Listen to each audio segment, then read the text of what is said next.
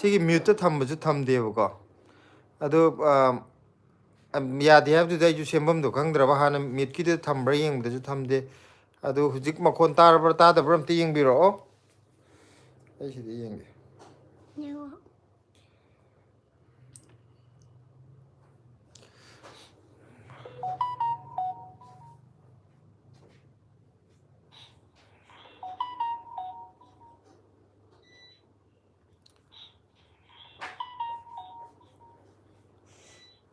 ꯃꯌꯥꯝ ꯁꯤꯗꯗꯤ ꯃꯈꯣꯟ ꯍꯧꯖꯤꯛꯁꯨ ꯇꯥꯗꯕ ꯖꯥꯠꯂꯥ ꯃꯌꯥꯝ ꯁꯤꯗꯗꯤ ꯃꯈꯣꯟ ꯇꯥꯔꯦ ꯇꯥꯔꯦ ꯇꯥꯔꯦ ꯇꯥꯔꯦ ꯍꯧꯖꯤꯛꯁꯨ ꯇꯥꯗꯕ ꯖꯥꯠꯂꯥ ꯃꯥꯕꯣꯛ ꯁꯦꯟꯄꯥꯏꯅ ꯍꯥꯏ ꯕ꯭ꯂꯦꯁꯤ ꯍꯥꯏ ꯃꯥꯕꯣꯛꯅ ꯇꯥꯔꯦ ꯇꯥꯔꯦ ꯍꯥꯏꯔꯛꯑꯦꯕꯀꯣ ꯑꯩꯒꯤ ꯁꯤꯒꯤ ꯀꯩꯅꯣꯁꯦ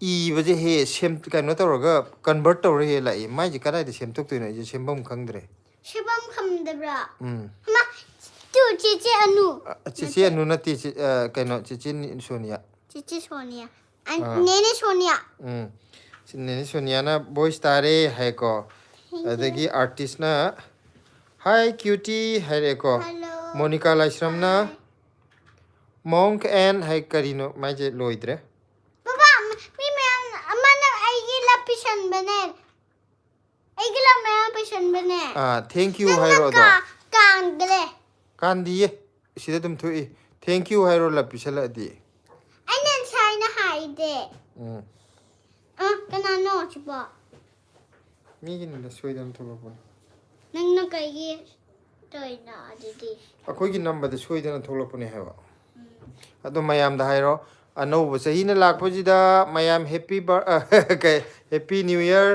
ꯃꯌꯥꯝ ꯑꯅꯥ ꯑꯌꯦꯛ ꯌꯥꯎꯗꯅ ꯅꯨꯡꯉꯥꯏꯅ ꯂꯩꯕꯤꯔꯣ ꯌꯥꯏꯐ ꯀꯩꯅꯣ ꯇꯧꯅ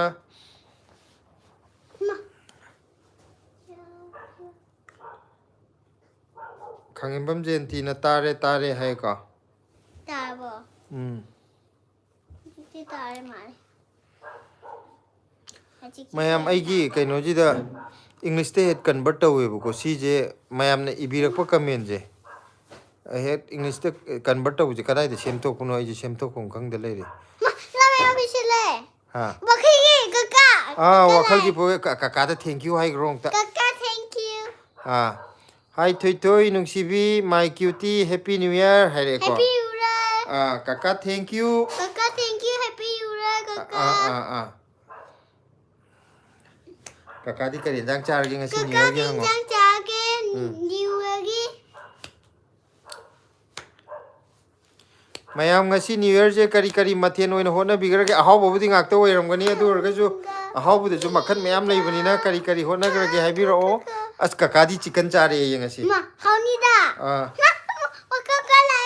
ꯀꯀꯥ ꯑꯃꯨꯛ ꯂꯥꯛꯑꯦ ꯑꯗꯨ ꯀꯀꯥꯅ ꯆꯤꯛꯀꯟ ꯍꯥꯏꯔꯛꯏꯅꯦ ꯍꯥꯎꯅꯤꯗ ꯑꯩꯁꯨ ꯃꯣꯏꯒꯤ ꯌꯨꯝꯗ ꯆꯥꯔꯒꯦ ꯆꯤꯛꯀꯟꯁꯦ ꯑꯩꯒꯤ ꯆꯤꯛꯀꯟꯁꯨ ꯑꯝꯇ ꯈꯥꯛꯄꯤꯌꯣꯀꯣ ꯀꯀꯥ ꯀꯀꯥꯗ ꯍꯥꯏꯈ꯭ꯔꯕꯣ ꯅꯪ ꯆꯤꯛꯀꯟ ꯈꯥꯛꯄꯤꯌꯣꯅ ꯀꯀꯥ ꯍꯥꯏꯈ꯭ꯔꯕꯅꯦ ꯅꯦꯅꯦ ꯁꯣꯅꯤꯌꯥ ꯆꯦꯆꯦ ꯁꯣꯅꯤꯌꯥ ꯍꯥꯏꯗꯣꯏꯔꯥ ꯅꯦꯅꯦ ꯍꯥꯏꯗꯣꯏꯔꯥ happy new year blessing and family ꯑꯅꯥ ꯑꯌꯦꯛ ꯌꯥꯎꯗꯕ ꯍꯦꯟꯅ ꯆꯥꯎꯈꯠꯄ ꯑꯣꯏꯔꯁꯦ ꯁꯕꯁꯀ꯭ꯔꯥꯏꯞ ꯃꯁꯤꯡ ꯍꯦꯟꯒꯠꯂꯁꯤ ꯏꯕꯨꯡ ꯍꯥꯏꯔꯦ ꯊꯦꯡꯀ꯭ꯌꯨ ꯍꯥꯏꯔꯣ ꯊꯦꯡꯀ꯭ꯌꯨ ꯅꯪ ꯑꯃꯗꯨꯗꯤ ꯁꯥꯗ꯭ꯔꯕꯣ ꯁꯥꯍꯜꯂꯤꯌꯦ ꯑꯅꯤ ꯑꯍꯨꯝ ꯇꯧꯈꯤꯗꯪ ꯌꯥꯝ ꯏꯪꯕ꯭ꯔꯥ ꯉꯁꯤ ꯅꯨꯡꯁꯥ ꯊꯣꯛꯇꯦ ꯑꯩꯈꯣꯏ ꯏꯃꯨꯡꯗ ꯑꯗꯨꯝ ꯍꯦꯟꯗꯣꯛꯇꯦ ꯅꯨꯡꯁꯤꯠꯁꯨ ꯌꯥꯝ ꯁꯤꯠꯄ ꯌꯥꯝ ꯏꯪꯉꯦ ꯀꯀꯥꯅ ꯂꯩꯌꯦ ꯃꯌꯥꯝ ꯆꯥꯁꯤꯜꯂꯛꯑꯣ ꯍꯥꯏꯌꯦ ꯅꯪꯒꯤ ꯆꯤꯛꯀꯟ ꯈꯛꯑꯦ ꯍꯥꯏꯌꯦ ꯀꯀꯥꯅ ꯅꯪ ꯆꯤꯛꯀꯟ ꯆꯥꯅꯤꯡꯕ꯭ꯔꯣ ꯆꯥꯅꯤꯡꯉꯦ ꯕ꯭ꯂꯦꯁꯤꯁꯦ ꯀꯀꯥꯒꯤ ꯀꯀꯥ ꯂꯥꯛꯑꯦ ꯁꯤꯗꯅꯦ ꯀꯀꯥ ꯂꯥꯛꯄꯁꯤꯗꯅꯦ ꯂꯩꯌꯦ ꯍꯥꯏꯔꯛꯏꯁꯦ ꯑꯗꯨꯒ ꯀꯩꯅꯣꯅ ꯊꯣꯏꯊꯣꯏ ꯍꯌꯦꯡꯗꯤ ꯑꯆꯥꯄꯣꯠ ꯃꯌꯥꯝ ꯆꯥꯊꯔꯣꯀꯣ ꯍꯥꯏ ꯍꯣꯏ ꯀꯀꯥ ꯍꯌꯦꯡꯗꯤ ꯂꯩꯊꯔꯨꯔꯗꯣꯏꯅꯦ ꯍꯥꯏ ꯀꯀꯥꯅ ꯀꯩꯅꯣ ꯄꯤꯔꯛꯄꯗꯨꯅ ꯍꯧꯕꯤ ꯂꯩꯔꯨꯗꯣꯏꯅꯦ ꯍꯥꯏ ꯅꯪꯅ ꯆꯥꯅꯤꯡꯕ ꯂꯩꯌꯣ ꯍꯥꯏꯕ ꯀꯀꯥꯅ ꯁꯤꯂꯥꯅ ꯏꯁꯤꯡꯁꯦ ꯁꯧꯔꯦ ꯌꯥꯝ ꯊꯨ ꯁꯧꯕꯅꯦ ꯑꯗꯨꯗꯤ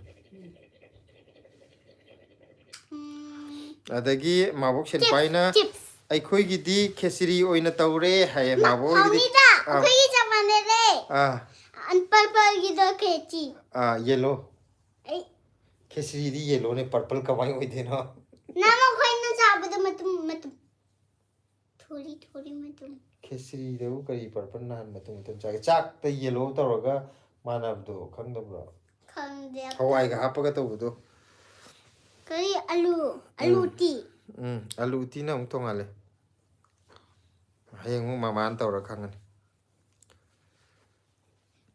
ꯆꯦ ꯃꯌꯥꯝꯗ ꯑꯃꯨꯛ ꯍꯦꯄꯤ ꯅ꯭ꯌꯨ ꯏꯌꯔ ꯌꯥꯝ ꯅꯨꯡꯉꯥꯏ ꯌꯥꯏꯐꯅ ꯂꯩꯕꯤꯔꯣ ꯑꯅꯥ ꯑꯌꯦꯛ ꯌꯥꯎꯕꯤꯒꯅꯨ ꯑꯩꯈꯣꯏ ꯃꯌꯥꯝ ꯅꯨꯡꯁꯤꯅꯅ ꯂꯩꯖꯤ ꯂꯣꯏꯅ ꯆꯥꯎꯈꯠꯃꯤꯟꯅꯖꯤ ꯍꯥꯏꯈ꯭ꯔ ꯃꯌꯥꯝ ꯀꯀꯥ ꯑꯃꯨꯛ ꯂꯥꯛꯑꯦ ꯀꯥꯀꯥꯅ ꯊꯣꯏ ꯃꯃꯥꯗꯤ ꯃꯃꯥ ꯎꯗꯦꯗ ꯃꯃꯥꯁꯦ ꯊꯕꯛ ꯈꯤꯇꯪ ꯂꯣꯏꯁꯤꯜꯂꯤꯀꯣ ꯃꯃꯥꯁꯨ ꯊꯕꯛ ꯂꯣꯏꯁꯤꯜ ꯂꯣꯏꯔꯒ ꯂꯥꯛꯑꯅꯤ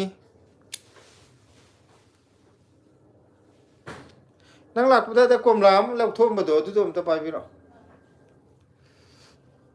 ꯃꯤ ꯃꯌꯥꯝꯗ ꯁꯤ ꯋꯥꯎ ꯌꯥꯝ ꯆꯥꯎꯋꯦ ꯀꯩꯅꯣ ꯇꯨ ꯌꯥꯝ ꯆꯥꯎꯋꯦ ꯀꯩꯅꯣ ꯌꯥꯝ ꯆꯥꯎꯋꯤ ꯀꯣꯝꯂꯥꯁꯦ ꯑꯩ ꯀꯃꯥꯏꯅ ꯄꯥꯏꯗꯣꯏꯅꯣ ꯑꯩꯒꯤ ꯃꯈꯨꯠꯁꯦ ꯌꯥꯝ ꯄꯤꯛꯑꯦ ꯀꯩꯅꯣ ꯀꯃꯥꯏꯅ ꯄꯥꯏꯗꯣꯏꯅꯣ ꯑꯩꯈꯣꯏꯒꯤ ꯀꯣꯝꯂꯥꯁꯦ ꯌꯥꯝ ꯆꯥꯎꯋꯦꯀꯣ ꯊꯣꯏꯊꯣꯏꯒꯤ ꯃꯃꯥꯏꯒ ꯆꯥꯎ ꯃꯥꯟꯅꯈ꯭ꯔꯦ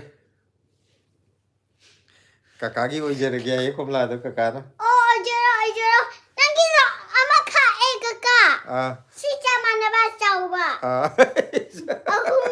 ꯑꯍꯨꯝ ꯌꯥꯎꯔꯤ ꯑꯍꯨꯝ ꯂꯩꯔꯛꯄꯅꯦ ꯂꯥꯏ ꯀꯠꯄꯒꯤ ꯑꯃ ꯍꯧꯖꯤꯛ ꯄꯣꯔꯛꯑꯦ ꯀꯀꯥꯒꯤꯁꯨ ꯈꯥꯛꯏ ꯑꯅꯤ ꯂꯩꯔꯤꯕ ꯅꯠꯇ꯭ꯔꯣ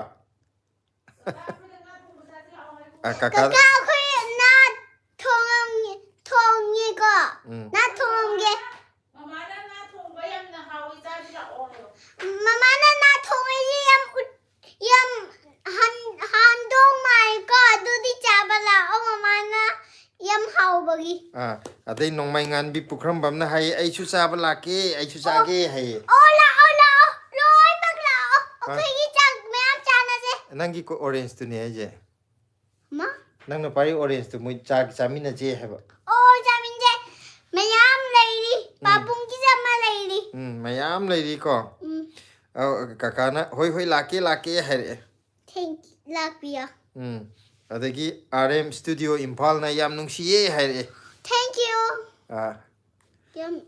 ꯑꯗꯒꯤ ꯂꯦꯅꯣꯚꯣ ꯖꯤꯔꯤꯕꯥꯝꯅ ꯍꯦꯜꯂꯣ ꯍꯥꯏꯔꯛꯑꯦ ꯍꯦꯜꯂꯣ ꯍꯦꯄꯤ ꯅ꯭ꯌꯨ ꯏꯌꯔ ꯍꯥꯏꯔꯛꯑꯣ ꯅꯠꯇꯦ ꯍꯦꯜꯂꯣ ꯍꯥꯏꯔꯛꯏꯕ ꯃꯥꯁꯨ चिरारा पता नहीं है ऐसे बेचारी क्या पता नहीं है मुझे चिरा है happy new year hygro happy new year I joker है ये चिरानी की जोकर हाँ जोकर था चले यो नोक नवन किसे ये जोकर नोक नव थारक पुने की नव थारक पुने ती बाबा हाँ अदुगा लेनोवो जिरीबामना हैप्पी न्यू ईयर हाइरे हैप्पी अदगी नेने सोनियाना अइकोई ब्लेसीगी मरोल पेट्रोंग ngangiसे yengo yam nungsiye haire kanano yengo नेने सोनियाना नंग ngangudo yam nungsi haire aigi mamai ju sita paliji mamai ju nungsi nang ngangudo nungsi haibane mamai nataba ngangudo nungsi mamai ju nungsi haiba ngangba nungsi haibda mamaida nungsi hairaktabagine mai mamai dadi nungsi hairakte ngangbudo nungsi haire adu mamai pali magi aga kaka wakal ki pukaina tamo aigido patna yaure hayengdi yaurakadoba male okay yauraga video nana semaga thadar o kaino tawudo unboxing tawudo yengninge aduga Lenovo Jiribamna thank you haire ko adu mabok sen paina blessi yam nungsiye haire thank you aduga Sumila Yanggoi jamna hello haire hello aduga kaka boisa jula tamo chak charabo aigi comment su parakti hai koi boisai mamang de yaugrabo aidi khangudre da ai kan bidi kan dabra khan gi bunine abela shramgi ju yaugre blessy happy new year ai si pa hogdre si ma jo kaler me ma abela shramgi ju mayam waro ya dekho aina kan gi na aina soibane ado koi kainogi tumna soiba yade kaka boicha gi ju yaugre hai jai u hogdre monica laishram na ju thar sidi pa gi bani ngasai kaka boicha nang gi du yaugde da thoktabra sidai da ai gi da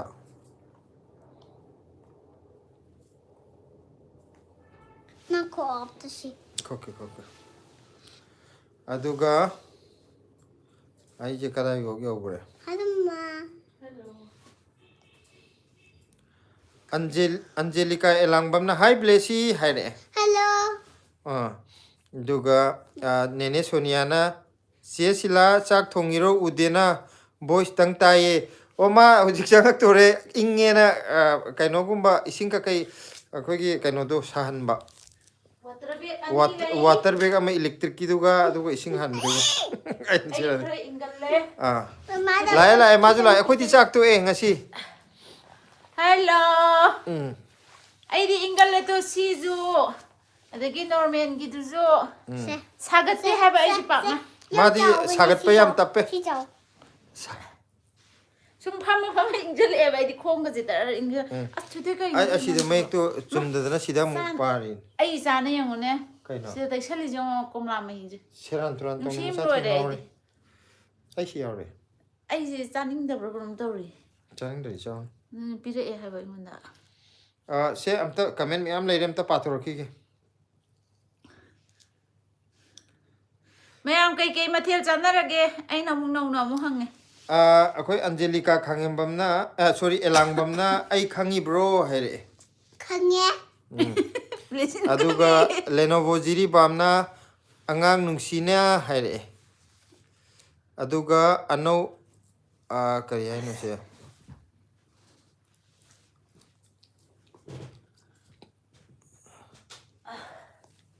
Ai mai ye pathok tre. Aubi Chingang Bam hai mane hai hai ade kaka wakal ki pukaina maidan ate thoi lon su hai lai yekpasu isai su sakpasu aduga jagoi su loina phajai loina nungsi hare Kaka akhoi sidai da naksala la o Blessy ki lari takpi na ba. aduga Aubio Chingang Bam hai happy new year hare Happy New Year ai nangi ming aho buje pawa haitre ko Chingang Bam budi kanga ba aduga senpai na ai ngai hak leiraga lake amuk chat lake amuk chat le heba okay Lenovo jire bamna kanagino here Kana gino wen. khangde aduga hello itei ma here koi prem Hello. Prem, Blessy ki lari tak na ba nang thuna Delhi da khara nang na lai lo. Mo isa. aduga Lenovo jire Mama, bamna what can you book or yen chaye? Nang ki khara. kanagino how bro Hi gra. Okay. ogo sumila yengo jamna Happy New Year hare sumila na Happy New Year. Same to you. Happy New Year. Happy New Year, same to you. Blessy Happy New Year.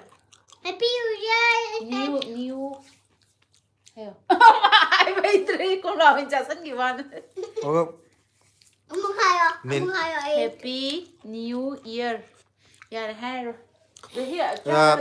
Nene Soniana Aisu yam ingale hojiksu water bag omi ingba yade allergy hekta tawe hai Allergy di tawde ko aina ne phamma ga sum inkhalak te ba Indira chanu na hai hai thak ka nikla ko jan Aubia hai Aubi hai du rakhang de mai je Happy New Year hai obi hai ro udumai hai du rakhang de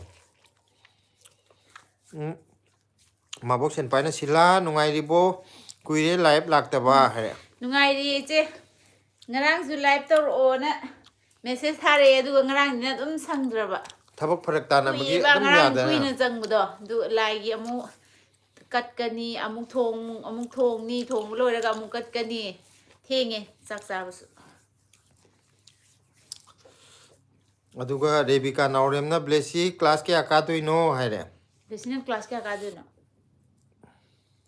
ha class kya kai no Blessy aduga na class ke ano khar khummo na na khumma khum ne sa me yam na taning ni je akhoi na khum du na ti na mo sa laptop je na do gi dai na live muthat lage Blessy je nursery ka ne Nursery? I'm in nursery class.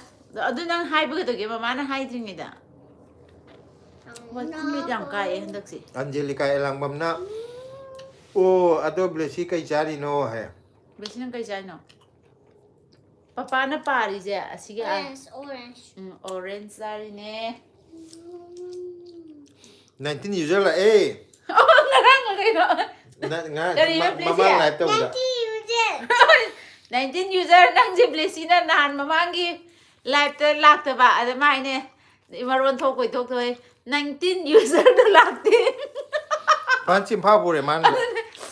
Chak cha ro bo hang ye 19 user na. Share, Yankee user Cái kakak boy China kakak boy China itu mata mau kadi matil cage hanya Blessy nu ngai bo je no tor hai kar ba nanti kadi matil cage itu mata mau na boy China hanya apa akhoi gi se irombam ne ngarin kha kang hom ne ngari nam ne ngarang gi do ngasi bok cha nei ha ba loyu ya dale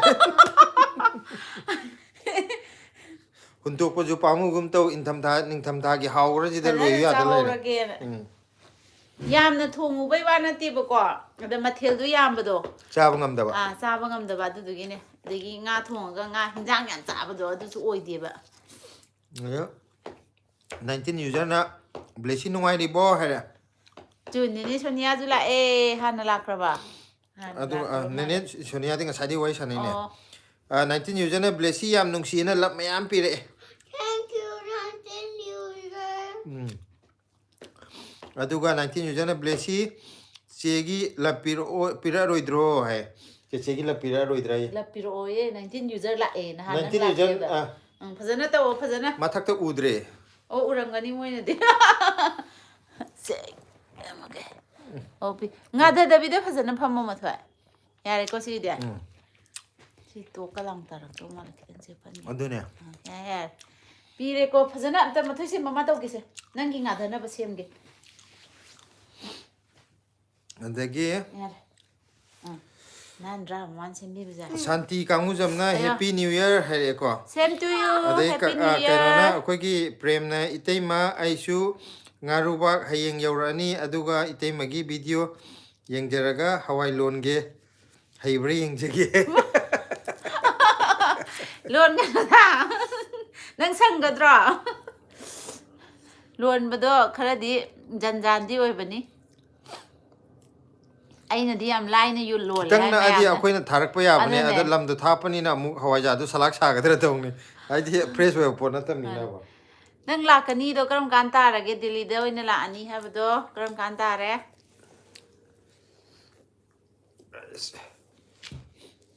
kaino na Monica Laisram na hi sir hi re hello Monica happy new year kari matil charage 19 user na la e hai 19 user di lakte hai sini Blessina Yankee user.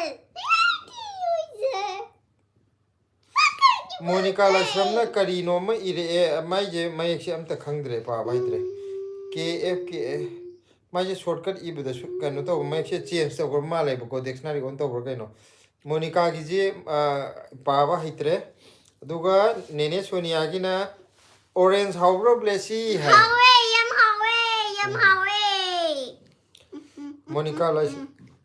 Monica Laisram na NVM hai NVM de kai hai no kan Sumila Yangoi jamna hello hai akhoi kaya khangje de ko akhoi gaw yam changi jane Happy New Year akoi di hauji ki chatna bi askal je kya haite ko Hari, thana dre ha ba. shortcut ka to buje akoi di khangdre WhatsApp che ka su thana dre ba hana akoi di ira ju sang ni I natra dia le sari ngai da tha kano to boy de du khara khatang khange atai di mayam na KMC tha ko kai no KMC ke ja ko kari matil jage oile me aga 19 user na aido exam laibagi ngasi yeng houdre saunu ko Blessy hai kai su kai de che ai sum hai bane hayo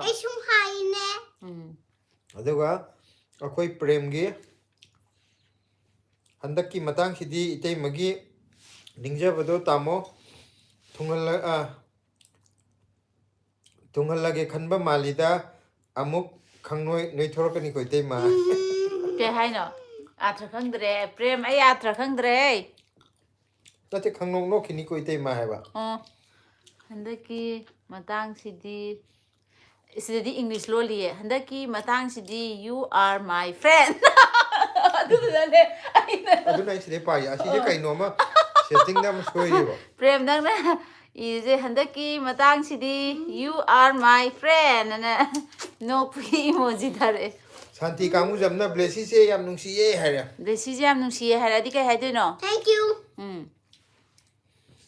Blessy gi lapo roso mayam pire he. 19 user na blessy na rosu myam pire aduga nahangi nangdo uhogdabagi se yam nungaite se gi exam leibagi tawbone saunuko blessy haire na nang 19 user lakte habdo Saudi se exam lege Hold it. Sum laktabagi haibane.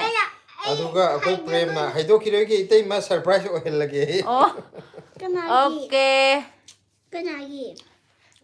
Kaka Prem na ne. Blessy jo hajikan surprise ang kan tawri. Kaka Prem jo surprise aduga tawni. 19 user na inama kariyan jang chage haire Koise nga ngarangi imuinugi ngaren chai. Iromba su chai adagi kanghauga.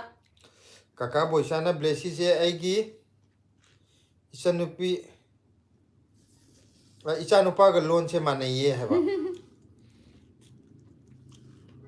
19 user is more money hero. Ngaga More money in thare. Sonia ning thojamna nene su orange kita saja kita na haire blessy Tapio. Nene Sonia na nene orange. Sonia na orange kita sage haire Laitra ba? Hay sidi ne aina saru re mapung ko apirake hayo. Kai gusaran ki jaye. Aslo oro ta ne hayna de lo kano to sale.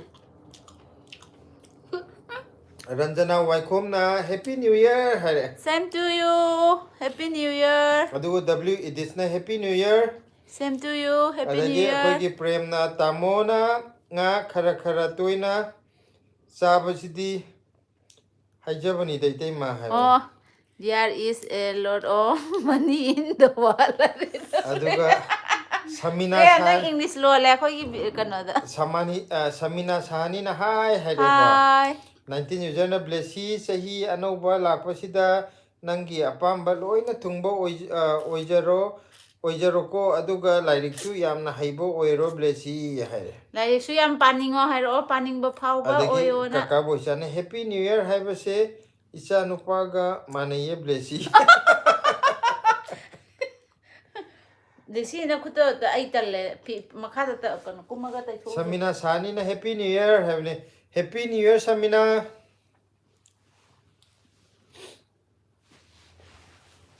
Makha da kumaga kumo. Hadi lai tisida. Makha da kumo. Moza ko lo thoi ge gino. mahuman sauraba nang kanna Aina water be. nang water be kanu o mudu da blessy mozaga lokthokre umam chawdan aduga Asitu adagi sida asigi ya le. rekha hijamna happy new year kaka ina ma blessy hai Tu thom sida ya le. happy new year rekha kaino Red color ngasi da, new red year ki color kari da. kari mathian tawre new year je mayam Manungi red color da. kari mathian oina ngasi new year je hona bigger ge mayam hai biro akoi gi di ngarang imoinu gi ngaren do oina hona re new year je atopa special oina new year gi tawdre ngarang gi ngaren do oina hona re ngarang imoinu gi thomu do adu gi ngaren hai ta Hayeng ayu ki su lai. loyu yadre khoi ngare aidi imoinu na chanbira mane khoi gi nga kai kraje sungloi loyu yadre wata pada bai do oire ai tare Water father ba eju haye namu la lai joida water father ba Mayam like number kawre blessy like number yo. aduga muni parik na hai muni isa sa aduga samina sahani na ko Double tap double tap like on thonje. lay on toje ai bora yangbi dagi ni he bora yangbi ai je kai deno samina je bora yangbi ai je di bora yangbi ai je ngasina han batai kai de legi bora yangbi ai je I am so happy gana hare je. adu paro na da gyan men ta dam Natida. ai du loi convert to ne ba Mayam si kamai sim ge da habi ro. rekha hijamna ai khoi ju ngaren tawre hai chap mana re ko khoi imoinu puja taw kangu gi di loina ayam mana to mai ngaren taw na do male Dang bo dum janarang ani. aduga Jamuna na Happy New Year Blessy haire Happy New Year. aduga Blessy na 19 hai dare. Blessy hai lo.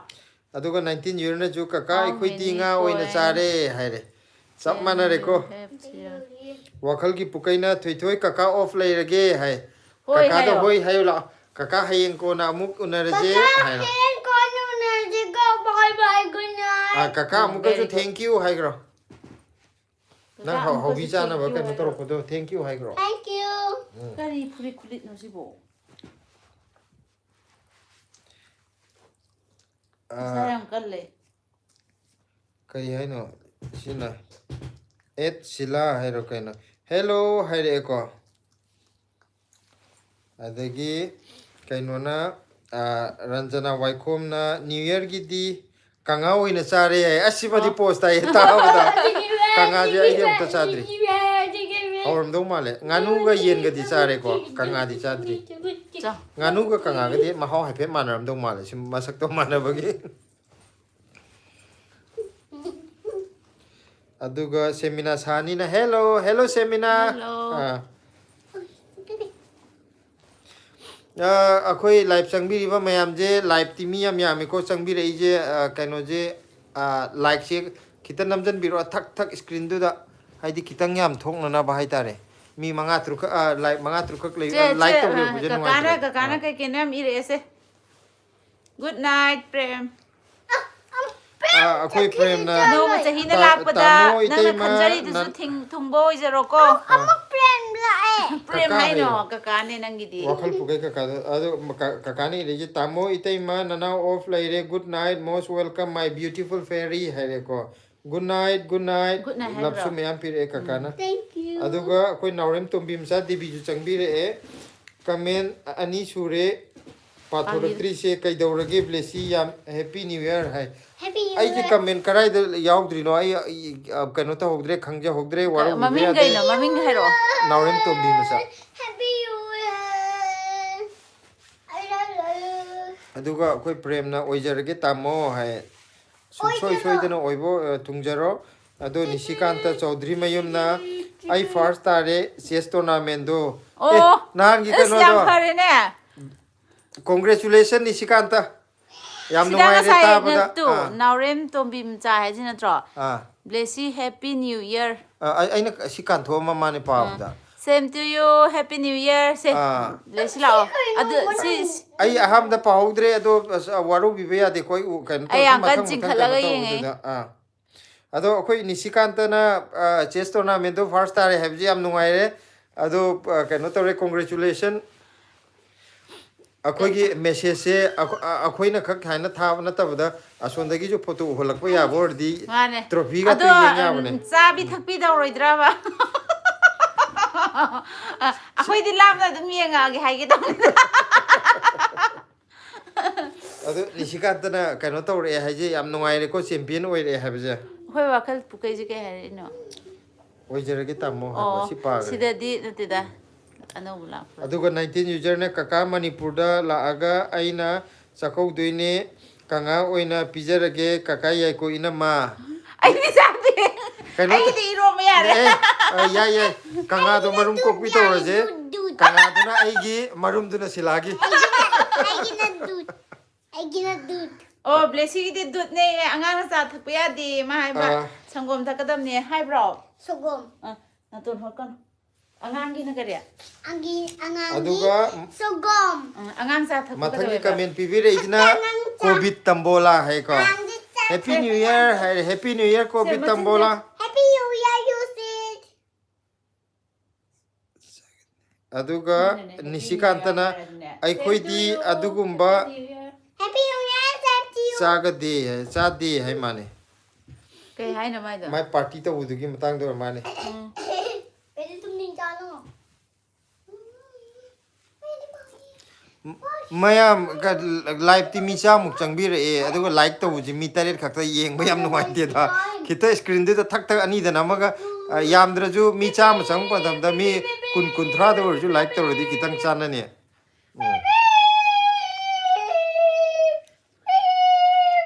Live sibo sang bira iba ichini naw sing na. Like to view. ꯏꯁꯥꯒꯤ ꯁ꯭ꯀ꯭ꯔꯤꯟꯗ ꯊꯣꯏꯊꯣꯏ ꯉꯥꯡꯉꯗꯤꯁꯦ ꯀꯃꯥꯏꯅ ꯍꯥꯏꯗꯣꯏꯅꯣ ꯑꯩꯗꯤ ꯍꯥꯏꯔꯣ ꯁꯝꯅ ꯍꯥꯏꯔꯕꯅꯦ ꯅꯪ ꯍꯥꯏꯔꯣ ꯍꯟꯖꯟ ꯍꯥꯏꯒꯗꯕꯅꯦ ꯃꯣꯏ ꯅꯪ ꯈꯪꯗ꯭ꯔꯤ ꯍꯥꯏꯗ꯭ꯔꯗꯤ ꯆꯨꯕ꯭ꯔꯥ ꯑꯩꯈꯣꯏ ꯍꯥꯏꯔꯒꯦ ꯃꯣꯏ ꯂꯥꯏꯚ ꯑꯁꯤꯕꯨ ꯑꯃꯗꯤ ꯆꯪꯕꯤꯔꯛꯏꯕ ꯂꯥꯏꯛ ꯇꯧꯔꯦ ꯃꯌꯥꯝꯅ ꯑꯩꯒꯤ ꯏꯁꯥꯒꯤ ꯃꯣꯕꯥꯏꯜꯒꯤ ꯁ꯭ꯀ꯭ꯔꯤꯟꯗ ꯈꯨꯗꯣꯝꯕꯤꯅ ꯇꯛ ꯇꯛ ꯑꯅꯤꯔꯛꯇꯪ ꯊꯦꯡꯕꯤꯔꯣ ꯑꯩꯈꯣꯏꯅ ꯄꯥꯏꯔꯤꯕ ꯐꯣꯟꯁꯤꯗꯁꯨ ꯇꯧꯔꯝꯃꯣꯏ ꯇꯣ ꯑꯗꯣ ꯃꯌꯥꯝꯗ ꯍꯥꯏꯔꯤꯉꯩꯗ ꯑꯩꯈꯣꯏ ꯐꯣꯟ ꯑꯦꯛꯁꯇ꯭ꯔꯥ ꯑꯃ ꯁꯤꯗꯁꯨ ꯇꯧꯔꯝꯗꯗꯅ ꯁꯤꯂꯥ ꯇꯧꯈ꯭ꯔꯦ ꯃꯤ 9 ꯁꯨꯔꯦꯀꯣ ꯊꯦꯡꯛ ꯌꯨ ꯑꯁ 10 ꯁꯨꯕꯤꯔꯛꯑꯦ 10 ꯁꯨꯖꯔꯦ ꯍꯥꯏꯕꯀꯣ ꯃꯌꯥꯝ ꯇꯧꯕꯤꯔꯛꯄꯒꯤ ꯍꯥꯏꯗꯤ ꯍꯦꯛꯇ ꯀꯥꯎꯅꯩ ꯍꯥꯏꯕꯁꯦ ꯋꯥꯔꯤ ꯆꯨꯝꯃꯝꯒꯅꯤꯕ ꯅꯨꯡꯉꯥꯏꯈꯤꯕꯩꯅꯦ ꯁꯤꯗꯩꯗ ꯀꯣꯛ ꯊꯥꯗꯔꯨꯗꯦꯗꯅ ꯑꯗꯣ ꯑꯩꯈꯣꯏꯗꯤ ꯃꯃꯥꯡꯗ ꯊꯣꯛꯏꯕꯅꯤꯅ ꯁꯤꯗ ꯃꯤꯠꯁꯦ ꯍꯦꯛꯇ ꯊꯛꯂꯥꯎ ꯍꯦꯛꯇ ꯀꯩꯅꯣ ꯇꯧꯈꯤꯕꯀꯣ ꯌꯥꯝꯕꯩ ꯋꯥ ꯅꯠꯇꯦꯗ ꯍꯥꯏꯗꯤ ꯃꯤ 100-100ꯒ ꯆꯪꯉꯒ ꯂꯥꯏꯛ 20-30 ꯑꯣꯏꯔꯗꯤ ꯐꯩꯗꯅꯀꯣ 6-7 ꯈꯛꯀ ꯆꯤꯔꯤ ꯂꯩꯕꯗꯨ ꯌꯥꯝ ꯅꯨꯡꯉꯥꯏꯇꯕ ꯑꯁ ꯃꯌꯥꯝ ꯌꯥꯝꯕꯤꯔꯛꯑꯦ ꯊꯦꯡꯛ ꯌꯨ 11 ꯌꯧꯈ꯭ꯔꯦ ꯍꯧꯖꯤꯛ ꯂꯥꯏꯐꯇ ꯃꯤ 100-100 ꯆꯪꯉꯝꯃꯦ ꯑꯗꯨꯒ 60ꯗ ꯇꯛ ꯂꯥꯎ ꯍꯟꯊꯈꯤꯕ ꯋꯥꯅꯦ ꯈꯨꯍꯟꯊꯗꯣ ꯑꯗꯨꯒ 100 ꯑꯃꯨꯛ ꯂꯩꯔꯦ ꯑꯃꯨꯛ ꯂꯥꯛꯑꯅꯤ ꯁꯤꯗꯗꯤ 60 ꯑꯗꯨꯝ ꯂꯩꯔꯤ 19 ꯌꯨꯖꯔꯅ ꯍꯣꯏ ꯀꯀꯥꯒꯤ ꯑꯄꯥꯝꯕ ꯏꯅꯝꯃꯒꯤ ꯑꯄꯥꯝꯕ ꯑꯗꯨꯒ ꯕ꯭ꯂꯦꯁꯤꯒꯤꯁꯨ ꯑꯗꯨꯝ ꯂꯣꯏꯅ ꯇꯧꯔꯒꯦ ꯁꯣꯏꯗꯅ ꯍꯥꯏꯔꯦ ꯑꯁ ꯑꯗꯨꯗꯤ ꯌꯨꯝ ꯊꯣꯛꯂꯛꯄꯁꯦ ꯏꯟꯖꯥꯡ ꯑꯍꯥꯎ ꯆꯥꯗꯣꯔꯤꯍꯦ ꯅꯪ ꯈꯔꯗꯤ ꯅꯣꯏꯗꯣꯔꯤ ꯈꯔꯁꯦ ꯄꯄꯥ ꯂꯣꯏꯗꯣꯔꯦ ꯅꯤꯁꯤꯀꯥꯟꯇꯅ ꯔꯁꯤꯌꯥꯗ ꯑꯃꯨꯛ ꯆꯠꯇꯣꯏꯅꯦ ꯍꯥꯏ ꯑꯣ ꯔꯁꯤꯌꯥꯗꯅ ꯀꯔꯝ ꯀꯥꯟ ꯆꯠꯇꯣꯏꯕ ꯌꯥꯝ ꯐꯩ ꯑꯗꯨꯒ ꯁ꯭ꯌꯥꯝ ꯁꯨꯟꯗꯔ ꯃꯨꯇꯨꯝꯅ ꯍꯋꯥꯏꯖꯥꯔ ꯌꯣꯟꯗ꯭ꯔꯕꯣ ꯍꯋꯥꯏꯖꯥꯔꯁꯤ ꯏꯪꯕ ꯈꯔ ꯐꯔꯒ ꯇꯧꯔꯁꯤ ꯍꯧꯖꯤꯛ ꯏꯪꯕꯁꯤꯗ ꯈꯨꯏꯪ ꯑꯃꯅꯦ ꯅꯨꯡꯁꯥ ꯊꯣꯛꯇꯦ ꯍꯥꯏꯕ ꯍꯧꯖꯤꯛ ꯅꯨꯡꯁꯥꯒ ꯑꯁ ꯊꯣꯛꯇꯦ ꯌꯥꯝ ꯀꯩꯅꯣ ꯇꯧꯔꯤꯑꯕ ꯈꯔ ꯋꯥꯔꯅꯤꯕ ꯍꯋꯥꯏꯖꯥꯔ ꯂꯣꯟꯕꯁꯦ ꯂꯩꯕ ꯂꯥꯛꯄ ꯃꯤꯁꯨ ꯋꯥꯅꯤ ꯂꯣꯟꯕ ꯃꯤꯁꯨ ꯋꯥꯅꯤ ꯏꯁꯤꯡ ꯄꯥꯏꯅꯤꯡꯗꯕ ꯃꯇꯝ ꯌꯧꯔꯦ ꯅꯨꯡꯁꯥ ꯑꯝꯇ ꯊꯣꯛꯇꯈꯩ ꯍꯧꯖꯤꯛ ꯗꯦꯜꯂꯤꯒꯤ ꯆꯞ ꯆꯥꯅ ꯏꯪꯕ ꯃꯇꯝꯗ ꯑꯣꯏꯔꯦꯕ ꯍꯧꯖꯤꯛꯀꯣ ꯃꯌꯥꯝ ꯑꯗꯨꯒꯤꯅꯦ ꯆꯤꯛ ꯂꯥꯎꯋꯦ ꯁꯤꯝꯂꯥ ꯅꯤꯡꯁꯤꯡꯉꯛꯑꯦ ꯅꯤꯁꯤꯀꯥꯟꯇꯅ ꯑꯁꯤꯗ ꯐꯥꯔꯁ ꯇꯥꯔꯒꯗꯤ ꯃꯅꯤꯄꯨꯔꯒꯤ ꯆꯦꯝꯄꯤꯌꯟꯁꯤꯞ ꯑꯣꯏꯗꯣꯏꯅꯦ ꯍꯥꯏꯕ ꯑꯣ ꯇꯥꯕ ꯑꯣꯏꯔꯣ ꯁꯤꯃꯁꯨ ꯕꯦꯔꯤ ꯒꯨꯗ ꯌꯥꯝ ꯀꯟꯅ ꯍꯣꯠꯅꯔꯣ ꯅꯤꯁꯤꯀꯥꯟꯇ ꯊꯣꯏꯊꯣꯏ ꯅꯪ ꯉꯁꯥꯏ ꯂꯥꯏꯚ ꯇꯧꯖꯦꯅ ꯈꯠꯅꯕ ꯍꯧꯔꯝꯃꯒ ꯍꯧꯖꯤꯛꯅ ꯂꯥꯏꯚ ꯇꯧꯔꯀꯥꯟꯗ ꯇꯨꯃꯤꯟ ꯂꯩꯔꯤꯁꯦ ꯀꯩꯒꯤꯅꯣ ꯑꯩꯅ ꯀꯣꯟꯅ ꯇꯧꯔꯁꯦ ꯍꯥꯏꯕꯗꯅ ꯅꯪꯅ ꯉꯁꯤ ꯇꯧꯁꯦ ꯅꯤꯡꯉꯥꯏꯗꯣ ꯍꯌꯦꯡꯈꯩꯗꯤ ꯅꯪ ꯌꯥꯎꯍꯜꯂꯔꯣꯏ ꯂꯥꯏꯚ ꯇꯧ ꯁꯨꯡꯇꯧ ꯇꯧꯔꯅꯨ ꯑꯗꯨꯏꯗꯤ ꯁꯤꯗ ꯂꯥꯛꯑꯣ ꯃꯌꯥꯝꯒ ꯋꯥꯔꯤ ꯁꯥꯟꯅꯁꯦ ꯑꯗꯨꯅꯦ ꯃꯥꯅ ꯁꯥꯏꯠꯇꯩꯗ ꯊꯣꯛꯑ ꯂꯩꯕ ꯃꯣꯖꯥ ꯇꯣꯡꯖꯜꯂꯝꯃꯣ ꯒꯤꯔꯤ ꯇꯛꯄꯁꯨ ꯃꯥꯅ ꯇꯛꯀꯅꯦꯕ ꯃꯣꯖꯥ ꯇꯣꯡꯗꯦ ꯐꯩꯖꯨꯞ ꯃꯅꯨꯡꯗꯁꯨ ꯂꯩꯇꯅ ꯀꯩꯗꯧꯕꯩ ꯃꯣꯖꯥ ꯇꯣꯡꯉꯣꯏꯗꯣꯏꯅꯣ ꯐꯩꯖꯨꯞ ꯃꯅꯨꯡꯗ ꯂꯩꯔꯗꯤ ꯃꯣꯖꯥ ꯇꯣꯡꯒꯅꯨ ꯐꯩꯖꯨꯞ ꯃꯄꯥꯟꯗ ꯂꯩꯔꯗꯤ ꯃꯣꯖꯥ ꯇꯣꯡ ꯑꯗꯨꯒ 19 ꯌꯨꯖꯔꯅ ꯄꯤꯖꯗꯣꯏꯅꯦ ꯂꯥꯛꯑꯣ ꯀꯀꯥ ꯏꯅꯝꯃ ꯉꯥꯏꯕ ꯋꯥꯗꯧꯔꯤꯗ ꯑꯩꯗꯤ ꯍꯥꯏ ꯑꯗꯣ 19 ꯌꯨꯖꯔꯒꯤꯗꯤ ꯑꯩꯈꯣꯏꯅ ꯀꯩ ꯄꯣꯔꯛꯑꯣ ꯍꯥꯏꯅꯣ ꯑꯩꯁꯨ ꯌꯥꯝ ꯀꯟꯅ ꯋꯥꯅ ꯉꯥꯏꯔꯤ ꯌꯨꯝ ꯊꯣꯛꯄꯁꯦ ꯎꯝ ꯑꯩꯈꯣꯏ ꯀꯀꯥꯅꯁꯨ ꯊꯣꯛꯁꯦ ꯌꯥꯗꯦꯕ ꯑꯩꯁꯨ ꯌꯥꯝ ꯀꯟꯅ ꯉꯥꯏꯔꯤ ꯑꯃꯨꯛꯇꯪꯗꯤ ꯅꯤꯉꯣꯜ ꯆꯥꯛꯀꯧꯕ ꯃꯇꯝꯗ ꯊꯣꯛꯅꯤꯡꯉꯦ ꯑꯗꯨꯒ ꯅꯤꯉꯣꯜ ꯆꯥꯛꯀꯧꯕ ꯌꯨꯝꯗ ꯑꯩꯅ ꯆꯠꯄꯒꯤ ꯕ꯭ꯂꯣꯛꯇꯣ ꯅꯝꯅꯤꯡꯉꯦꯕꯀꯣ ꯑꯗꯣ ꯀꯌా ꯐꯪꯗꯧ ꯃꯥꯟꯗꯦꯅ ꯈꯜꯂꯤꯌꯦ ꯑꯩꯅ ꯑꯃꯨꯛꯇꯪꯗꯤ ꯂꯧ ꯃꯇꯝꯗ ꯊꯣꯛꯑ ꯁꯤꯂꯥꯁꯤ ꯂꯧꯈꯤꯗ ꯁꯨꯍꯟꯒꯦ ꯈꯜꯂꯤ ꯁꯨꯒꯦꯅꯦ ꯁꯤꯂꯥꯅ ꯑꯩꯗꯤ ꯉꯥ ꯂꯧꯕꯗꯤ ꯐꯥꯒꯦ ꯁꯤꯅꯦ ꯑꯩꯗꯤ ꯁꯤꯂꯥꯅ ꯂꯧꯗꯤ ꯐꯖꯅ ꯁꯨꯈꯤꯅꯤ ꯑꯗ ꯂꯧꯕꯨꯛꯇꯒꯤ ꯀꯅꯥꯅ ꯄꯨꯈꯠꯄꯤꯔꯛꯇꯣꯏꯅꯣ ꯈꯪꯗꯕꯩ ꯋꯥꯅꯤ ꯁꯤꯂꯥꯁꯤ ꯑꯗꯨꯒ ꯑꯩꯈꯣꯏꯒꯤ ꯅꯥꯎꯔꯦꯝ ꯇꯣꯝꯕꯤ ꯃꯆꯥ ꯗꯦꯕꯤꯅ ꯑꯅꯤꯔꯛ ꯀꯤꯟꯅ ꯊꯥꯈ꯭ꯔꯕꯅꯤ ꯅꯤꯁꯤꯀꯥꯟꯇꯗꯨ ꯑꯩ ꯒ꯭ꯌꯥꯅꯦ ꯍꯥꯏꯕ ꯑꯣ ꯑꯩ ꯒ꯭ꯌꯥꯅꯦꯗꯤ ꯑꯗꯨ ꯕꯥꯃꯣꯟꯅꯦ ꯍꯥꯏ ꯅꯠꯇ꯭ꯔꯣ ꯆꯧꯙꯨꯔꯤ ꯃꯌꯨꯝ ꯍꯥꯏꯌꯦ ꯅꯤꯁꯤꯀꯥꯟꯇ ꯆꯧꯙꯨꯔꯤ ꯃꯌꯨꯝ ꯌꯦꯡꯉꯣ ꯃꯤ ꯃꯌꯥꯝ ꯂꯩꯔꯤꯕꯗ ꯃꯣꯏꯔꯥꯡꯊꯦꯝ ꯇꯣꯝꯕꯤꯅ ꯍꯥꯏ ꯍꯥꯏꯔꯛꯑꯦ ꯍꯥꯏ ꯐꯥꯏꯔꯒ ꯁꯤ ꯅꯪꯅ ꯎꯠꯂꯨ ꯀꯩꯅꯣ ꯁꯨꯃꯥꯏꯅ ꯎꯠꯂꯨ ꯀꯩꯅꯣ ꯁꯤ ꯎꯠꯄ ꯍꯩꯇ꯭ꯔꯣ ꯅꯪꯁꯦ ꯁꯤ ꯆꯨꯝꯗꯦ ꯁꯨꯃꯥꯏꯅ ꯑꯣ ꯘꯔꯤꯅꯦ ꯃꯥꯒꯤ ꯏꯁꯧ ꯈꯨꯂꯥꯡꯁꯦ ꯌꯦꯡꯉꯣ ꯃꯤꯅ ꯃꯁꯛ ꯊꯤ ꯍꯥꯏꯔꯛꯑꯅꯤ ꯏꯁꯧ ꯌꯥꯝ ꯂꯥꯡꯕꯗꯤ ꯑꯁꯤꯁꯦ ꯃꯅꯥꯇꯣꯟꯁꯦ ꯁꯥꯡꯇꯣꯛꯈꯤꯗꯧꯔꯦ ꯏꯁꯧ ꯂꯥꯡꯕꯗꯒꯤ ꯑꯝꯇ ꯌꯦꯡꯉꯣ ꯇꯨ ꯃꯅꯥꯇꯣꯟ ꯑꯃ ꯁꯥꯡꯇꯣꯔꯦ ꯑꯗꯨꯒ ꯅꯤꯁꯤꯀꯥꯟꯇ ꯆꯧꯙꯨꯔꯤ ꯃꯌꯨꯝꯅ ꯀꯀꯥ ꯑꯩ ꯀ꯭ꯂꯥꯁ 4ꯅꯦ ꯍꯥꯏ ꯃꯥꯅꯦ ꯃꯥꯏꯁꯦ ꯑꯣꯀꯦ ꯕꯦꯔꯤ ꯒꯨꯗ ꯌꯥꯝ ꯀꯟꯅ ꯄꯥꯔꯣ ꯌꯥꯝ ꯀꯟꯅ ꯍꯣꯠꯅꯔꯣ ꯀꯩꯅꯣ ꯆꯦꯁꯇꯨ ꯅꯠꯇ꯭ꯔꯣ ꯆꯦꯁ ꯁꯥꯟꯅꯕꯗꯨ ꯅꯠꯇ꯭ꯔꯣ ꯍꯣꯏ ꯌꯥꯝ ꯀꯟꯅ ꯄꯥꯔꯣ ꯍꯥꯏꯁꯦ ꯆꯦꯁ ꯁꯥꯟꯅꯕꯁꯨ ꯂꯥꯏꯔꯤꯛ ꯄꯥꯅꯕ꯭ꯔꯥ ꯀ꯭ꯂꯥꯁ 4ꯅꯦ ꯍꯥꯏꯕꯅꯤ ꯂꯥꯏꯔꯤꯛꯇꯤ ꯑꯣ ꯇꯝꯃꯣꯏꯗ꯭ꯔꯣ ꯍꯥꯏꯁꯦ ꯅꯠꯇꯦꯗ ꯑꯁ ꯑꯩꯅ ꯍꯥꯏꯕꯗꯤ ꯆꯦꯁ ꯁꯥꯟꯅꯕꯗꯣ ꯆꯦꯁ ꯁꯥꯟꯅꯕꯗꯨꯗ ꯗꯤꯛꯁꯅꯥꯔꯤ ꯑꯃ ꯄꯨꯊꯣꯛ ꯄꯥꯅꯤ ꯃꯥꯏ ꯀꯣꯛꯁꯦ ꯂꯥꯏꯔꯤꯛ ꯇꯝꯃꯦ ꯆꯦꯁ ꯁꯥꯟꯅꯔꯗꯤ ꯂꯥꯏꯔꯤꯛ ꯄꯥ ꯌꯥꯗꯦ ꯅꯠꯇꯦꯗ ꯀꯟꯅ ꯄꯥꯔꯣ ꯍꯥꯏꯕꯗꯨꯗ ꯅꯠꯇꯦꯗ ꯃꯥꯏ ꯆꯦꯁꯇꯨꯁꯨ ꯀꯟꯅ ꯍꯣꯠꯅꯔꯣ ꯂꯥꯏꯔꯤꯛꯁꯨ ꯀꯟꯅ ꯍꯣꯠꯅꯧ ꯑꯅꯤꯃꯛ ꯁꯝꯈ꯭ꯔꯦꯕ ꯀꯩꯅꯣ ꯇꯧꯕ ꯌꯥꯗꯦꯕ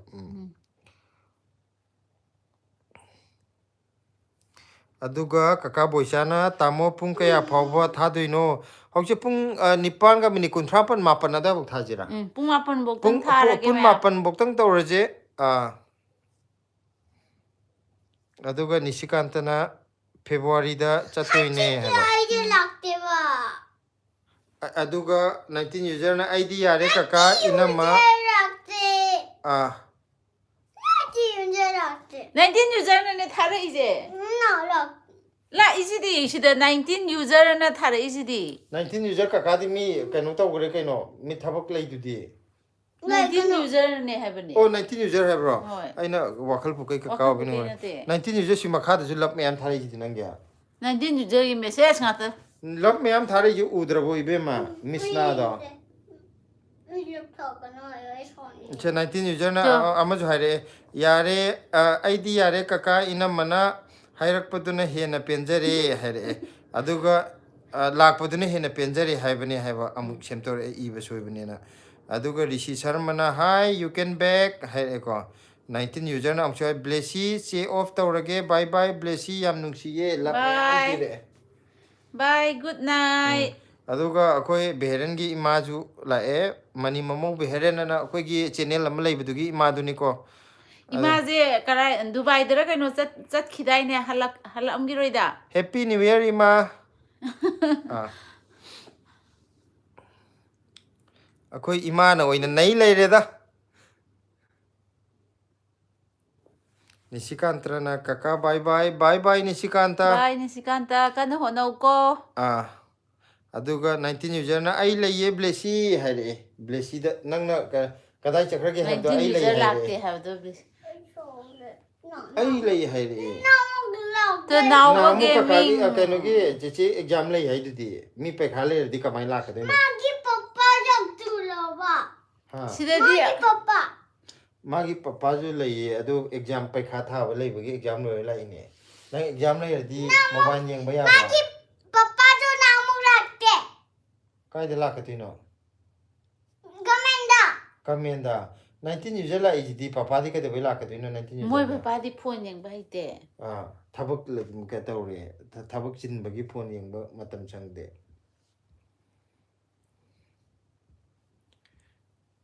19 user na lap mayam pire nawo gaming na hi baby happy new year hare happy new year now ba aduga rishi sharma na happy new year aduga nawo na kari mathil charage hare 나무 낙대. aduga akoi dinga singaren tawre nawo rishi sharma na happy new year blessy hare happy new year anta haiga se no anjalo happy new year hare mayam da abhi na hayeng di sutok tawre ko pa lekar la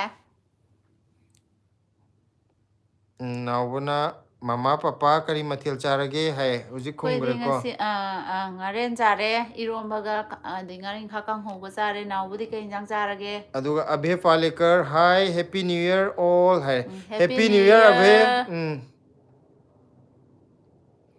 abhe palekar na I do dinner okay now gaming na mama papa ngaren chabi bagi damak thank you haji ngaren Aduga- jaba yam hawe kaka boichana blessy ji yam chaure hai blessy ji kok amung lekhal ma hujik lekhat koi kre kano do laktri male kamen yam postana pibada khumancha khuman cha yoraktri Romesh Sharma na happy new year blessy blessy kari gi saurino haire ero blessy je amumuk mai kaino tawe ngasi gi guli chadri now bo gaming jo nga chai hai roma jo aduga kaino na nawo gaming na mai baby lum khre hai lot khre hai lot khre nisikanta na ai kolkata da leiriye hai o 19 user na ai gi papa di thabak sangdabagi yengdabane hai Rishi. tu hai re tu kai do yengdri no do 19 user se chena hai re se ai gi papa di thabak sangdabagi yengdabane ado sauranu hayengdai di adum ai gi nungsibi blessy da adum yengage hai do ne 거용들 blessy 낙대. ye mi amani pulai do kamai la ka do no 머니푸드요.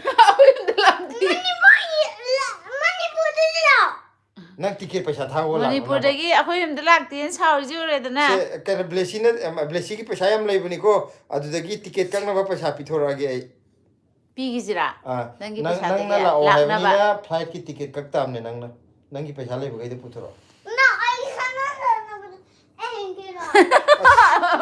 पैसा पुथरो हाइबदि ꯍꯣꯏ check ꯌꯥꯔꯦ करे ꯂꯥꯛꯑꯅꯨ ꯃꯣꯖꯥ ꯇꯣꯡꯁꯤꯜꯂꯣ It's honey. ꯃꯣꯖꯥ ꯇꯣꯡꯉꯣ It's honey.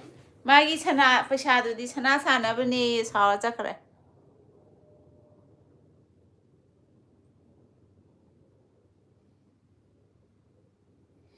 अदुगा ꯉꯁꯤꯁꯦ ꯀꯩꯅꯣꯝꯁꯨ ꯇꯥꯏ ꯍꯥꯏꯕꯅꯤ new year ꯉꯔꯥꯡꯂꯣ ngaraangdu ꯑꯩꯈꯣꯏꯒꯤ ꯀꯩꯅꯣꯖꯨ ꯕꯥꯏ ꯕꯥꯏꯅꯦ ꯕꯥꯏꯕꯥꯏꯖꯨ ꯏꯃꯣꯏꯅꯨꯖꯨ ꯏꯃꯣꯏꯅꯨꯅꯦ ꯒꯥꯡꯉꯥꯏꯔ ꯀꯩꯅꯣꯝꯒ ꯇꯥꯏ ꯑꯗꯨꯃꯥꯏꯅ ꯑꯃꯁꯨ ꯇꯥꯏꯌꯦꯕ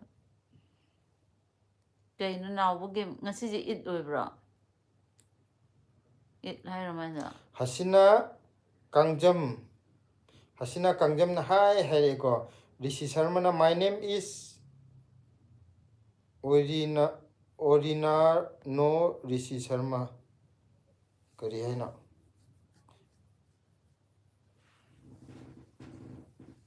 It's honey. My name is Thank you, Orina Nana. no Nana, Rishi it's Sharma. not. अच्छा Rishi Sharma ना थोगा जो Orina ना कौवे है बा It's अब थोपदी Rishi Sharma ना थोला पोको असन honey. कैनोना हसीना कांगजम ना I will come okay है रे माँ लाकनी है रे ꯂꯥꯛꯀꯦ ꯍꯥꯏꯔꯛꯑꯦ Lakano. अदुगा नावना जो आइदी नोंग लाकनी ब्लेसी है रे Lakano inusde. ꯉꯁꯤ ꯌꯥꯝ 19 ꯁꯥꯎꯈ꯭ꯔꯦꯍꯦ user hoi lake ngairamo blesi lake ngairamo nang na ngasai lakte habda laagi ꯑꯃꯤꯠꯁꯨ ꯂꯥꯛꯑꯦꯍꯦ Lakano. blesi je kari nungsi thengnaro na khangde ma hojik paigere wari Sonia sana ꯅꯤꯡꯊꯧꯖꯝꯒꯤ ꯄꯥꯔꯛꯑꯣ aduga hasina kangjamna welcome okay haireko nawbana mama papa isu laktoini ko haire ꯑꯧ ꯂꯥꯛꯑꯣ ꯅꯥꯎꯕ akoi sonia na gangai su tabne che sila adune Amit Ireng Bamna ay la hello itaw happy new year Amit ꯀꯩ ꯏꯟꯖꯥꯡ ꯆꯥꯔꯒꯦ new year ꯇꯧꯕ꯭ꯔꯣ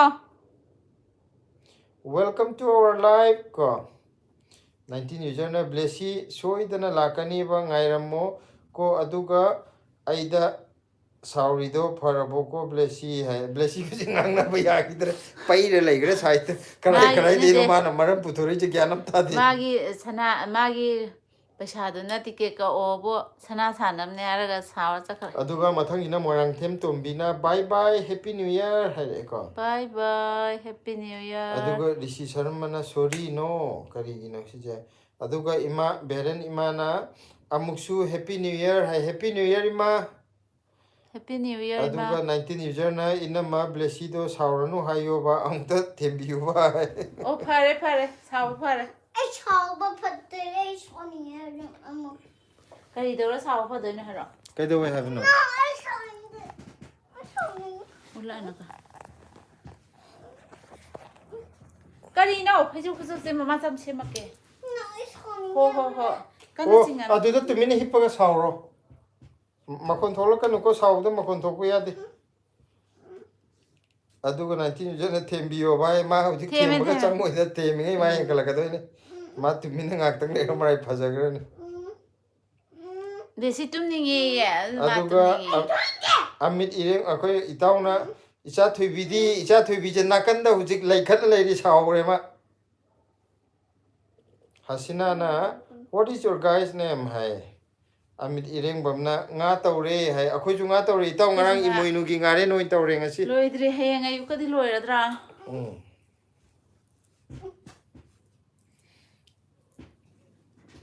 thoi thoi ꯈꯣꯡꯁꯦ ꯄꯣꯟꯁꯤꯟꯕ laikhat kanu la asida la It's honey. ꯁꯥꯎꯔꯁꯅꯨ ꯀꯩꯗꯧꯔꯒꯦ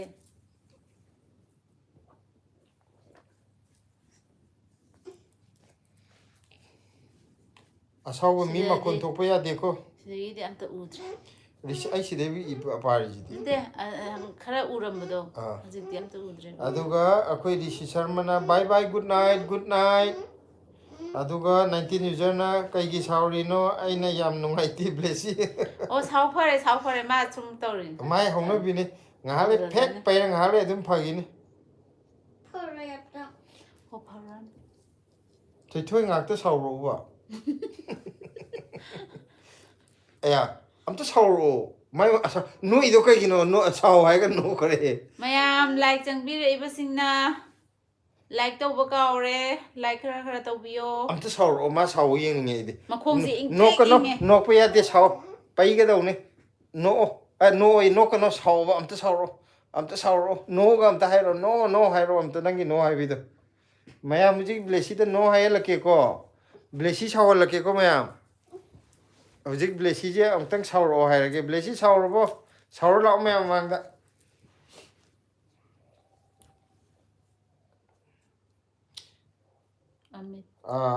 ꯏꯇꯥꯎ ꯑꯃꯤꯠꯀꯤ ꯆꯥꯛ ꯂꯩꯀꯣ ꯃꯅꯤꯄꯨꯔꯗ ꯂꯥꯛꯄꯗ ꯍꯥꯏ ꯌꯥꯏꯌꯦ ꯏꯇꯥꯎ ꯅꯍꯥꯟ ꯍꯥꯏꯅꯈꯤꯕꯗꯣ ꯊꯔꯣꯏ ꯑꯣꯏꯅ ꯇꯧꯔꯁꯦꯅ ꯊꯔꯣꯏ ꯆꯥꯅꯤꯡꯉꯦ ꯉꯥꯅꯨ ꯉꯥꯅꯨ ꯑꯍꯨꯝ ꯊꯣꯛꯂꯛꯀꯗꯣꯏꯅꯤꯅ ꯊꯔꯣꯏꯅ ꯐꯔꯅꯦꯕ ꯑꯩꯗꯤ ꯁꯥ ꯆꯥꯗꯕꯅꯤꯅ ꯊꯔꯣꯏꯅ ꯐꯔꯦ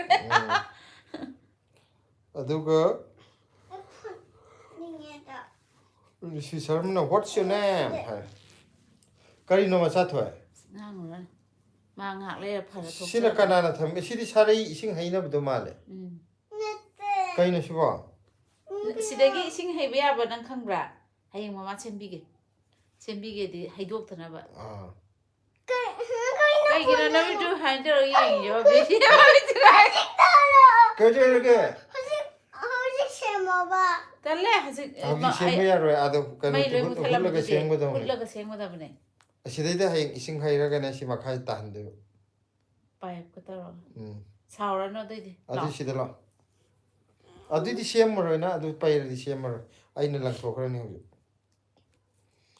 ꯑꯗꯨꯒ 19 ꯌꯨꯖꯔꯅ ꯍꯥꯏꯔꯦ ꯑꯩꯗꯤ ꯄꯤꯒꯔꯣꯁꯦ ꯑꯗꯨ ꯁꯤ ꯁꯥꯎꯕ ꯐꯔꯦ ꯍꯥꯏꯔꯣ ꯑꯗꯨꯗꯤ ꯃꯥꯗꯤ ꯃꯌꯥꯝꯗ ꯁꯥꯎꯕ ꯐꯔꯦ ꯍꯥꯏꯔꯣ 19 ꯌꯨꯖꯔꯗꯁꯨ ꯁꯥꯎꯕ ꯐꯔꯦ ꯍꯥꯏꯔꯣ ꯁꯤꯗ ꯂꯥꯛꯑꯣ ꯄꯤꯔꯒꯦ ꯂꯥꯛꯑꯣ ꯑꯗꯨꯒ ꯄꯤꯔꯒꯦ ꯄꯤꯒꯅꯨ ꯁꯣꯏꯗꯤ ꯄꯤꯌꯣ ꯑꯗꯨꯗꯤ ꯄꯤꯌꯣ ꯅꯪ ꯁꯥꯎꯕ ꯐꯔꯦ ꯍꯥꯏꯔꯣ ꯁꯥꯎꯕ ꯐꯔꯕ ꯅꯠꯇ꯭ꯔꯣ ꯑꯩꯗꯤ ꯅꯪꯗꯣ ꯌꯥꯝ ꯅꯨꯡꯁꯤ ꯑꯗꯨꯒ ꯑꯩꯗꯤ ꯅꯪꯅ ꯅꯨꯡꯁꯤꯕꯤꯗꯕꯀꯣ ꯌꯥꯔꯦ ꯈꯪꯉꯦ ꯅꯪꯗꯤ ꯑꯩꯁꯦ ꯅꯨꯡꯁꯤꯔꯝꯗ꯭ꯔꯦ 19 ꯌꯨꯖꯔꯅ ꯍꯥꯏꯔꯦ ꯕ꯭ꯂꯦꯁꯤꯗ 19 ꯌꯨꯖꯔ ꯆꯦꯆꯦꯅꯗꯤ ꯕ꯭ꯂꯦꯁꯤꯁꯦ ꯌꯥꯝ ꯅꯨꯡꯁꯤ ꯕ꯭ꯂꯦꯁꯤꯅꯗꯤ ꯆꯦꯆꯦꯁꯦ ꯅꯨꯡꯁꯤꯗꯕ ꯃꯥꯜꯂꯦ ꯍꯥꯏꯔꯛꯑꯦ ꯅꯪ ꯆꯦꯆꯦ ꯅꯨꯡꯁꯤꯗ꯭ꯔꯣ ꯆꯦꯆꯦ ꯀꯞꯈ꯭ꯔꯦꯗꯣ ꯁꯤꯗ ꯆꯦꯆꯦ ꯃꯄꯤ ꯃꯌꯥꯝ ꯇꯥꯔ ꯂꯩꯔꯦ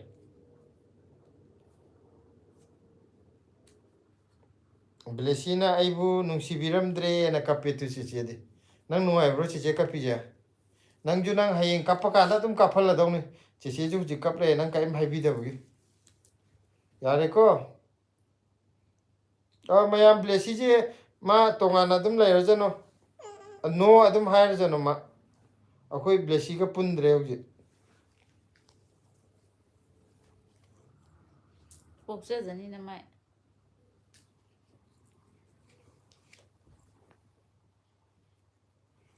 ꯑꯗꯨ ꯂꯥꯛꯑꯣ ꯃꯤ ꯆꯦꯆꯦꯗꯤ ꯀꯞꯄ ꯂꯩꯁꯦ ꯅꯪ ꯅꯨꯡꯉꯥꯏꯕ꯭ꯔꯣ ꯆꯦꯆꯦ ꯍꯧꯖꯤꯛ ꯁꯥꯎꯗ꯭ꯔꯦ ꯍꯥꯏ ꯂꯥꯛꯑꯣ ꯍꯌꯦꯡꯒꯩ ꯂꯥꯏꯚ ꯆꯪꯉꯛꯑꯔꯣꯏ ꯍꯥꯏꯖꯔꯅꯤ ꯆꯦꯆꯦ ꯍꯌꯦꯡꯒꯩ ꯂꯥꯏꯚ ꯁꯨꯡꯂꯥꯛ ꯂꯥꯛꯑꯔꯣꯏ ꯑꯩꯈꯣꯏꯁꯨ ꯂꯥꯏꯚ ꯁꯨꯡꯇꯧ ꯇꯧꯔꯔꯣꯏ ꯍꯌꯦꯡꯗꯒꯤ ꯀꯩꯒꯤꯅꯣ ꯕ꯭ꯂꯦꯁꯤꯅ ꯂꯥꯏꯚ ꯇꯧꯁꯦ ꯍꯥꯏꯔꯁꯨ ꯇꯧꯔꯔꯣꯏ ꯃꯥꯗꯤ ꯂꯝ ꯍꯦꯜꯂꯦ ꯑꯗꯣ ꯍꯦꯟꯕ꯭ꯔꯥ ꯍꯦꯟꯗꯕ꯭ꯔꯥ ꯍꯦꯜꯂꯦ ꯃꯥꯗꯤ ꯌꯥꯝ ꯍꯦꯜꯂꯦ कोकोडाई होंगे पापा चिचिंगे कोकोडाई कोलगा कोकोडाई चिओ चोंजलो द चिओ कोकोडाई लोलगा सिदा लाओ ꯑꯗꯨꯗꯤ ꯆꯦꯆꯦꯗ ꯑꯝꯇ ꯆꯦꯆꯦ ꯁꯥꯎꯗ꯭ꯔꯦ ꯑꯝꯇ ꯍꯥꯏꯈ꯭ꯔꯣ चिचि साउदरे ꯖꯦꯁꯤꯅ ꯐꯥꯒꯤ ꯇꯧꯕꯅꯦ ꯍꯥꯏꯌꯣ बिया ꯑꯗꯨꯗꯤ ꯍꯥꯟꯅ ꯐꯥꯒꯤ ꯇꯧꯕꯅꯦ ꯍꯥꯏꯈ꯭ꯔꯣ ꯆꯦꯆꯦꯗ ए फागी तो गबने ꯆꯦꯆꯦ ꯁꯥꯎꯔꯅꯨ ꯐꯥꯔꯦ पापा सिदा ꯑꯩꯁꯨ ꯃꯅꯨꯡ ꯆꯪꯕꯩ पापा शिकरीगी ꯍꯥꯞꯇꯩꯅ ꯁꯤꯁꯤꯗꯅꯦ ꯍꯥꯏꯅ ꯁꯤ ꯍꯣꯠꯇꯣꯛꯑꯗꯤꯅꯦ ꯏꯁꯤꯡ ꯁꯨꯃꯥꯏꯅ ꯍꯩꯕ ꯃꯇꯝꯗꯅꯦ ꯃꯈꯥꯗ ꯍꯩꯗꯣꯛꯑꯔꯣꯏꯕ ꯍꯩꯗꯣꯛꯑꯔꯣꯏ ꯀꯥꯏꯗ ꯍꯥꯞꯇꯩꯅꯣ ꯀꯩ ꯁꯦꯝꯗꯩꯅꯣ ꯁꯥꯔꯩ ꯁꯦꯝꯗꯣꯏꯕ ꯁꯥꯔꯩ ꯁꯥꯏꯔꯩ ꯁꯥꯔꯩ ꯍꯥꯏꯗꯤꯅꯦ ꯑꯩꯈꯣꯏꯒꯤ ꯏꯁꯤꯡ ꯈꯪꯗꯦ ꯊꯥꯎ ꯈꯪꯗꯦ ꯍꯩꯕꯗ ꯃꯄꯥꯟꯗ ꯍꯩꯗꯣꯛꯇꯅꯕ ꯁꯥꯔꯩ ꯀꯩ ꯄꯨꯟꯖꯟꯗꯩꯅꯣ ꯑꯗꯨꯒ 19 ꯌꯔꯅ ꯀꯩ ꯕ꯭ꯂꯦꯁꯤ ꯄꯨꯟꯖꯟꯗꯩꯅꯣ ꯑꯩꯗ ꯌꯦꯡꯉꯛꯑꯣ ꯕ꯭ꯂꯦꯁꯤ ꯆꯦꯆꯦꯗ ꯑꯝꯇ ꯌꯦꯡꯉꯛꯑꯣ ꯍꯜꯂꯣ ꯆꯦꯆꯦꯗ ꯑꯝꯇ ꯆꯤꯆꯦ ꯑꯩ ꯆꯦꯆꯦꯗ ꯂꯞ ꯁꯥꯎꯗꯤꯌꯦ ꯑꯝꯇ ꯍꯥꯏꯌꯣ ꯄꯤꯁꯟꯈ꯭ꯔꯣ ꯆꯦꯆꯦꯗ ꯂꯞ ꯑꯝꯇ ꯄꯤꯁꯟꯈ꯭ꯔꯣ ꯆꯤꯆꯦꯅ ꯂꯞ ꯃꯌꯥꯝ ꯄꯤꯔꯛꯏ ꯆꯪꯉꯣ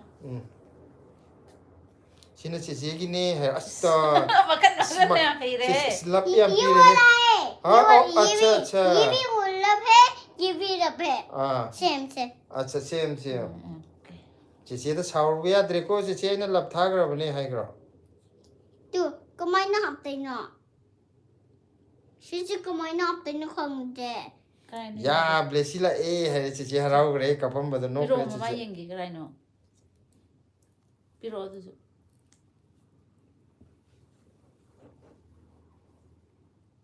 ꯁꯦ ꯀꯃꯦꯟꯗꯗꯤ ꯀꯅꯥꯝ ꯌꯦꯡꯗ꯭ꯔꯦ ꯃꯣꯏ ꯑꯅꯤ ꯁꯥꯟꯅ ꯂꯩꯈ꯭ꯔꯦ ꯀꯅꯥꯅ ꯃꯣꯏ ꯑꯅꯤ ꯁꯥꯟꯅꯕ ꯕ꯭ꯂꯦꯁꯤꯒ ꯃꯃꯥꯒ ꯀꯃꯦꯟꯗꯗꯤ ꯃꯤꯅ ꯍꯥꯏ ꯍꯜꯂꯣ ꯀꯔꯤ ꯃꯊꯦꯜ ꯆꯥꯔꯒꯦꯒ ꯍꯥꯏꯗꯣ ꯁꯦ ꯋꯥꯈꯜꯒꯤ ꯏꯁꯩꯗꯣ ꯑꯝꯇ ꯁꯛꯂꯣꯁꯦ ꯋꯥꯈꯜꯒꯤ ꯋꯥꯈꯜꯒꯤ ꯍꯥꯏꯕ꯭ꯔꯣ ꯑꯝꯇ ꯁꯛꯂꯣꯁꯦ ꯍꯥꯏꯔꯛꯑꯣ ꯍꯧꯔꯛꯐꯝ ꯈꯣꯏꯅ ꯑꯥ ꯎꯝ ꯅꯣꯡꯃꯇꯁꯨ ꯑꯥ